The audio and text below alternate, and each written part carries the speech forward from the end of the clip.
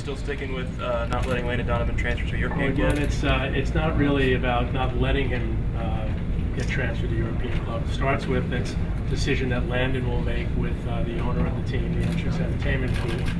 But I will continue to say that we would love to keep Landon here for the rest of his career. He's done a great job building the sport, and we hope to be able to keep him here for the rest of his career. But ultimately, that decision was made by Landon and the owner of the team, not by me.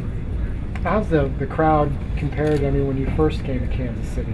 Obviously it's a big difference, but did you ever think you'd see That's a good question. The sport's continuing to grow throughout the country, and as we travel around, we've had great success the last number of years with international games. When FC Barcelona came to the United States and Real Madrid, Manchester United years ago, the big change is that all these clubs now are playing our teams, and we're very pleased by the fact that the quality of our play continues to grow, and Sir Alex Ferguson had very nice things to say about the continued improvement of Major League Soccer and American soccer overall.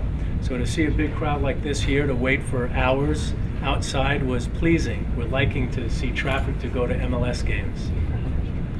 What does it say about the levels of your club that, two of the clubs that are at the bottom of the table are, have the ability to push Manchester United in a sense of Well, we recognize this is early preseason. Red Bulls won today in New York against Manchester City. So we get that. We know it's a preseason time of the year for these clubs that are coming over. But I think every year our quality continues to grow. I think that's why these clubs are willing to play against our teams. They believe that it's good training. And the fact that we're able to give our fans an exciting game and to get those guys to go out and play as hard as they can, both sides of the pitch, is pleasing to me. And every year it seems to get better and better. I think that speaks to the growth of the sport in this country.